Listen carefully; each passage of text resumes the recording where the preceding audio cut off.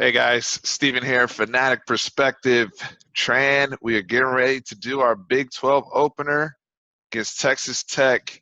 Are you ready to, spit on some tortillas and stomp out the Red Raiders in Lubbock? Yeah, I am. I'm looking forward to hopefully another tune-up game. Hopefully, knock on wood. Knock on wood, man. Yeah. So we're going to get into our Texas Tech prep today. The Horns right now are actually ranked, I believe, 8th in the country now as of the last polls that have come out, and very excited off the bye week. We'll get to some of the other games that we saw and some of the games that are coming this weekend. But when we're looking at this team coming in, we feel confident. We saw everything we wanted to see from the Texas Longhorns against UTEP. Got a bye week. It was like one of those things where it's like I wish we could have kept playing from a momentum standpoint, but we know we get to start our season now, right? This is the sprint through the conference where we control our own destiny, and the Horns have to. I think it's imperative that they leave no doubt, right, throughout this entire season and the way the Big 12 looks. And one of the Big 12 teams we've seen struggle is the Texas Tech Red Raiders, as they narrowly escaped against Houston Baptist, the wonderful Huskies, Tran. Yeah. Just your view, because I know you broke down some of the tape, just your view from what you saw, because we're going to see Alan Bowman as well for the first time. So just wanted to get your initial thoughts on this.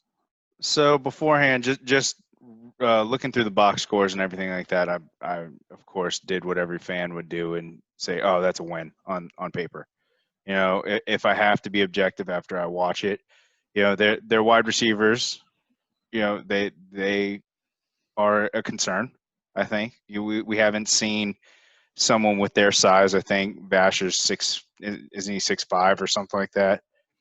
Six, And yeah, I mean, he's 6'3", 6'4". He's a yeah, bigger guy. Yeah, he's a bigger guy who's been there for 27 years, and the other guy on the opposite side of him, he's another 6'3", 6'4" guy who put up pretty big numbers. With Alan Bowman, he's I think would be a pretty underrated quarterback.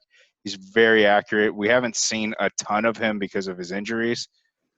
We've never actually seen him versus Texas, as you pointed out beforehand. But that they spread out the team still. They like to go right away. So from a defensive standpoint, we need to tackle in space. We need to win on first down because that's when they want to go. If they get positive yards, it doesn't matter if it's even 3 yards. They're on the ball right away. So it's going to be a complete change of offensive philosophy that we're facing from a defensive perspective than UTEP. So the level of competition is definitely ratcheting up this week, whether we like it or not. I misspoke on TJ Vasher. He's actually 6'6", so you're right, Trent. He's actually very big. Yeah. Azukama, how do you say his name? Azukama is 6'3". So you have Eric Azukama and you have TJ Vasher, like you said, the big boys on the outside. Then you have Keyshawn Carter on the inside at 5'11", and our good friend Sharajic Thompson in the backfield with Alan Bowman. So when you have weapons like that it does, like you said, cause for concern, and you have to guard those guys. And I think this is going to be very interesting to see what personnel Chris Ash puts out there to match up with them. Because last year we had some success when we kind of changed around our defense and we let our front four hunt a little bit more against Jet Duffy after they got out to a hot start, and they see who is obviously a more mobile quarterback than Alan Bowman, by the way. Correct. So. Oh yes, and that it gave us problems, right? Because he was able to extend outside the pocket, he was able to scramble around a little bit. The year before, when we played in Lubbock, he really gave us problems in the run game. Last year, we were able to get to him a little bit better, but he was also better at throwing while on the move. Alan Bowman, to your point, is going to sit there in the pocket and dice us up with quick game, right? Get the ball out. He's very, very decisive when he sees it. and somebody who has great ball placement. We saw that even in the Houston Baptist game this past year. The unfortunate thing about Alan Bowman has been his health. He's only played 12 games, right? So with when he's been there, they're 7-5. They're not bad over his 3 years he's been at Tech, but they just haven't been able to get that consistency with him. So Matt Wells is thinking to himself, hey, if I have Alan Bowman, I have a chance, but he's gonna have to throw for 500 yards to beat us. I'm sorry, like I just don't see. Even if they come out and they get something going early like they did last year and they're able to put up some points, I don't see how they're going to be able to sustain it, even from a physicality standpoint, with their offensive and defensive lines. This was something that was a major issue for them last season when we played, and we played at the end of last season. They were the last Big 12 team we faced, and they're going to be the first Big 12 team we face this year, right? So essentially, we're kind of playing them 2 games in a row from a Big 12 standpoint. I mean, we blew them out. That was in Yeah. Trent. We've now had 3 straight blowouts. If you're a Texas fan, the first people that got sparked was Texas Tech. Then it was Utah. Then it was UTEP. So Texas Tech, I just don't see with us being. I feel like we're a lot better than where we were then. They lost a guy like a Douglas Coleman. They lost a guy like a Jordan Brooks. That's a lot to overcome on their side. So I just don't see competitively. And then you look at Houston Baptist tape on defense. I mean, we had you said it. What would you call Houston Baptist? Baby brother UT.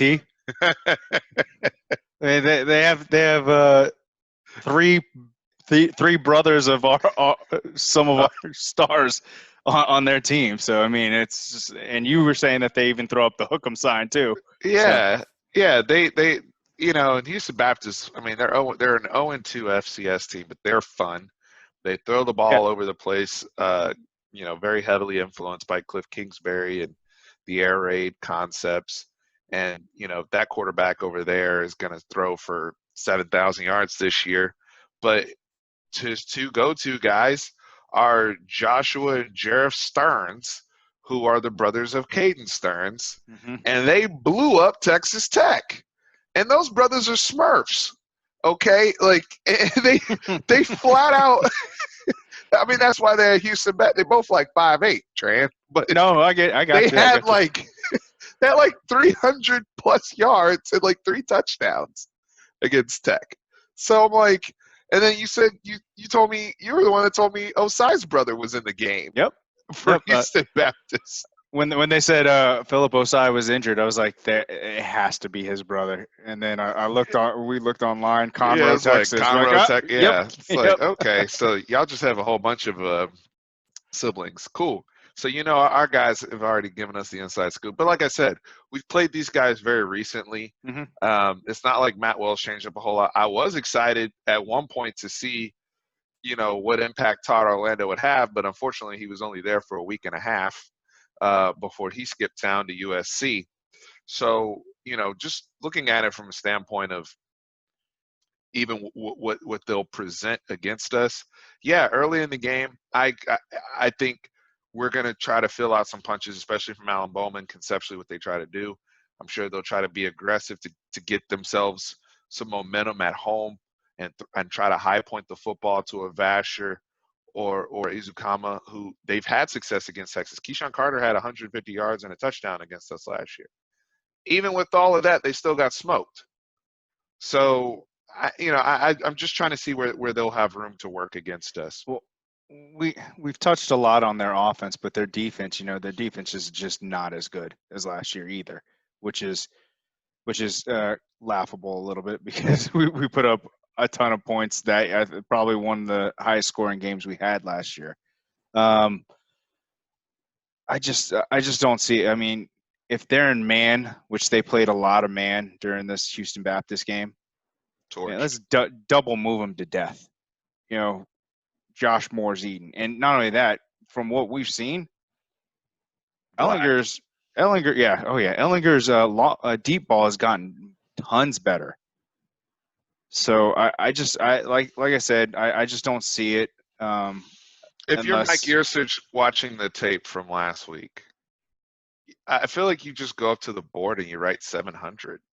Mhm. Just say, like, guys, like, we really could legit get 700 total yards offenses. Yep. Like, I'm not even trying to be disrespectful to the opponent. It's just I don't really care about their feelings because we got to run it up every single week because we are not just in a race against the Big 12, but we're in a race to, like, boost up our resume. So we got to Mhm. blast these dudes. All right. If Houston Baptist can roll out of bed and get 500 something yards passing, then Roshan Johnson got whatever he wanted last year. That was his best game of the season. He had 3 touchdowns on the ground. Like, again, the lines where you look at our defensive line now, our defensive line had one of their best games of the year last year. They should be even better, especially against a quarterback that's not as mobile as Jet Duffy. In some ways, granted, Alan Bowman's a way better passer than Jet Duffy Mhm. and has a lot Yes. more patience and is very, very accurate.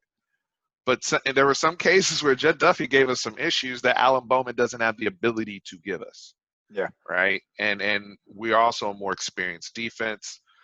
I would like to think under Chris Ash and everybody there, we're also a more disciplined defense. So, yeah, I think this game's going to get ugly. I expect Alan Bowman to play well early. Um, Oh no, they and, they, they have so the first 3 drives against Houston Baptist, their script was great. They looked like they were in midseason form from an offensive standpoint. So we need to come ready to play right away. mhm. You I know, think that's why Tom Herman indicated, hey, we need to get out to a fast start, yep, which every football coach at any level says. says that. But Except maybe the Atlanta Falcons. yikes, yikes. We got to talk about that later. Yeah, we will. But I mean, now you got me saying the Atlanta Sorry. coach. Yeah, but I think Tom Herman says that, you know, yeah, it's coach speak, but it's also like, hey, realistically, we need to attack this team early and don't give bad teams false hope. Mhm. Like how many games is Texas Tech going to win in the Big 12 this year? I feel like they might get a few because Alan Bowman's health, as long as he's healthy, but they're very, very thin on defense. They don't have the personnel in the defensive backfield to cover people in this conference. Now, granted, I say all that in this conference, we don't know what this conference is, the way the conference has been playing, so that may not even be the most fair of an assessment. Um, But but you I also just can't judge a team off of just one game. no, you cannot. Game, yeah, And people game. get up for Texas. Yeah, no, well, not only that. It's just like we haven't had a full off season for teams to actually, and they've been supposedly handled with kid gloves on the actual hitting, contact practices. So week one Iowa State. When do we play them? Week 8 or something like that. Middle of the season is not going to be the same team. I agree So with that. I just don't know how much, to your point, though. I think that's valid with, like, Kansas State, right? Like, Kansas State lost, and I don't expect to see the same Kansas State team. We have to play them in December. I mhm. think when they've had a full season, and this isn't the case with Texas Tech. Oh Like, no, no, no, they, no, no, no. you see what I'm No, I saying? get you. Like, I get you. I was talking in terms of a Big down the 12. road. Oh, Yeah, okay, that's fair. the Down the Big road, 12 yeah, conference. Yeah. yeah, guys will be sharper. Lines will have, like, I think Oklahoma State's going to get better. Just them surviving Tulsa, which sounds horrible to say, especially when you're the 11th ranked team, but Hey, I they're going to was get impressed better. with the secondary of Tulsa. They were physical. They All were. right. I was actually pretty impressed with their secondary. I want to talk. I want to talk about the Tulsa game. Let's get our Texas Tech predictions out the Okay, way real go ahead. quick. Sorry. No, because we have a little segment for the Oklahoma State Tulsa game because they pissed me off. Um, I'll go first. Sure. So when it comes to this particular game, I don't think Jake Smith's going to play. That's my gut right now. I just feel as though they said, we're recording this Tuesday night, so they said he was supposed to start running today at practice. We don't know if he will practice tomorrow or Thursday, and they'll let us know by the end of the week. But I just think with the history of the hamstring injuries we've had, specifically around with Colin Johnson, and granted they're two different people, two different bodies. I get it. Um, I don't know if he'll be ready to go realistically by Saturday, if it's more gamesmanship on the depth chart by just saying, okay, he's not ruled out yet, right? Or if they get there Saturday morning and he's just like, it's not firing, I'm gonna wait till TCU. I just think we'll see Jake Smith make his debut probably at TCU, and I think with the way the group looked against UTEP and how fluid they looked, regardless of opponent, but how they looked in sync with Sam, they've bought themselves some time to wait on Jake Smith a little bit, even with the loss of Jordan Whittington. My prediction for the game is going to be 55-17. I think, the spread on this game, I think, is 16.5. I'm going to go over. And the reason why I'm picking such an aggressive score, I normally don't do this with conference opponents. I'm normally very conservative. This is a different year. This is a year where you have to hunt and you have to leave no doubt, right? And say, you know what? We have to send, especially knowing the conference we play in. I get people are going to get better down the road, but I feel like we have the perfect schedule going into our ultimate showdown with OU, where each week we're getting an opponent that's a little bit better, right? And Texas Tech is a lot better, I would say, than UTEP, but they're not as good as TCU is going to be. Yeah. So each week we're going to build up, and this is another great test. Us not playing last week, and the way Sam looked week one, I have us 55-17. That's my prediction. So I just want to kind of piggyback off of what you're saying. Is I do like the way this is lining up for OU, because what we get to face is partial what we're going to face all game against OU. So this game we're going to face a high-powered offense. We get to simulate it a little bit on how we're playing. Yeah, it's not going to be as much the quick twitch guys, but we're going to be dealing with the big receivers, and we have to get to the line, and we have to be focused on every single defensive play. So just to make sure that they're not going to try to get off a snap easy against us. Mm-hmm. Then we go into TCU, which that is a step up from a defensive perspective, where we know that they're going to be coached up against us. We know that they've had our number during the Tom Herman era and all of the Charlie Strong era. So it's something that preps us for. I actually think that they may even have a better defense than OU, possibly. We don't know. We don't know yet. Grinch has done a good job so far with OU, but we'll see. But what I'm predicting for this game, we're going to beat the spread. I think it was 16.5, right? Yeah, I think it was 16.5. I can double check that. I have us 48-24. Ooh, almost the same score as last year. Yeah. That's almost like that's pretty much identical. It was 49-24 last year. And I think it's important you get the backups in again this week. Mm-hmm. You get the backups in there again this week. Let's see Casey Thompson. Let's see Isaiah Hookfin. Let's see some of the young DBs. Yes, because the last thing we want to see is we don't want to see any injuries. Get out of this game healthy. That's huge. Done. Yeah. Yep. Yeah. So I agree. Let's see. I was trying to see what the spread was. I would like every single game to be like that season when Tua didn't play in any fourth quarter game until the Georgia game. That's what I want to see. Every single year. So every spread is 18. 18 now, bumped up. Mm-hmm. Okay. Over under 70.5. So we're both still calling over. So yeah, and I just feel as though this secondary is going to have some opportunities to get after the football because our defensive line, our linebackers are better when speedy. Look, Sharadrick Thompson's a very good running back. So I know some Texas Tech fans are going to come on here and be like, oh, we're being disrespected. You can't be disrespected when you beat an FCS team by 2 at home. Okay, knock it off. But with Sharadrick Thompson, and I noticed Matt Wells going all in, didn't even issue any type of punishment to this brother for getting arrested after he was playing Fast and the Furious on the highway. So, and, I've already seen people, well, it was expected and blah, blah, blah. Oh, okay. It's the old Coach O thing that he used to do with Divinity. Yeah, man, you're going to play Auburn and Alabama, but we'll sit you for Georgia Southern. Can't hurt the team in those big games, son. So even with all that, he'll have some good runs. He'll have a couple things where he'll spurt out and do something. He's also really good out of the backfield catching the football. He's a good player. He's probably going to get a look in the NFL, honestly. Yeah.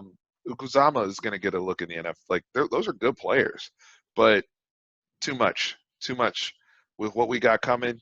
Now, the thing is, it can't be the Tom Herman fall asleep at the wheel game. That's what it can't be. That, to me, that's the only thing I could potentially see here, to where now we're starting to sweat this thing out, and Texas Tech's goal is to just make it a flat-out Texas shootout, right? Which I don't necessarily see happening in this case. There's years where Tech has the players to do it. This isn't the year. Now the rest of the Big 12, because there's some interesting games this weekend and the whole landscape of college football. But looking at Oklahoma State, Tulsa last weekend, that was the worst coach football game from Tulsa's side until I saw Dan Quinn of the Atlanta Falcons. Like, just the I'm sorry, but I don't understand how COVID impacts your ability to coach situationally. I don't understand how COVID impacts your ability to make a decision on 4th and 1 or 4th and 2, or just say, you know what, I'm just going to spend 20 seconds being indecisive. Then I'm going to send out my field goal team with 12 seconds and rush the kids. And then I'm going to call a timeout 1 second after the guy makes a kick. But then I'm going to send the offense back out there and run the same freaking play I've ran 5 times to get stuffed. That doesn't make sense to me. It doesn't make sense for you to call a timeout because you're about to get a delay of game penalty, and then you come back out there and you get a delay of game penalty. What were you talking about in the timeout? You honestly can't even blame it on the crowds now either. It's inexcusable. Yes, yeah. That was when Tom Herman first started. That was our biggest pet peeve. Was we get off of a kickoff. Off a kickoff, we get a delay a game. We get a delay a game. Why isn't the play ready? 100% inexcusable. Yeah, I don't know what to tell you. But if we're going to touch on it, they should have won that game, but they didn't. I mean, you can't take that away from Oklahoma State. No. Tylan Wallace actually looked pretty good. He was getting frustrated. He was getting frustrated with that press coverage. He was, and they really bottled up Chuba as long as they could. Their defense played a lot of snaps. They got a lot of penalties on defense, but it's also hey, we're battling some really good athletes, so we got to fight. I think the concern you look at. Question. Oh, go ahead. Do you think Dylan Stoner's going to come back next year again? Oh my gosh, he's going to get some sort of special. Well, he can. Theoretically, why not? His hair going to look worse than Hunter Renfrow. It's ridiculous. And then he got one of the weakest pass interference calls last week too on a wheel route, where it's the brother barely grabbed your arm, and he did the Jalen Ramsey, at one point I thought Chuba was going to opt out at halftime just because that brother was getting frustrated. And the offensive line, I mean, that's going to be an issue for them. And this is why this West Virginia game is very suspicious for Oklahoma State, because the Still brothers are going to blow those dudes up. Yep. If that's what you're putting out there. And if I'm West Virginia and we look, granted they played Eastern Kentucky, but they look good. And they've improved a lot on defense. They got Tony Fields, they got people. And it's oh, this is how y'all look? Blocking? Running and pass? Even with, if you throw the freshman in there, Shane Illingsworth, okay, he threw a couple nice deep balls. He was making no reads. They were just like, throw it to Tyler Rawlis. He's running a 9 route, all right, and put it on the outside shoulder. That's your read. That was Spencer Rattler last year. We knew that too when we played Right. him. We're just But like, at oh, least yeah, we with double cover. Spencer Rattler, he was going to run around. Yeah. And no, I noticed with Ethan Bullock and Shane Illingsworth, those guys aren't mobile at all. Like, they're pocket guys. Well, Bullock's not anything. He's you have to be able to throw the ball to be a pocket guy. He can't throw and he can't run, so I don't know what he is. No disrespect, but in regards to in regards to Spencer Sanders, at least I get all the quarterback run game stuff, right? So it makes it much more difficult to defend. I got Chuba Hubbard back there. I got Tyler Wallace over here. Got Their Dylan backup Stoner. DJ, what's his name?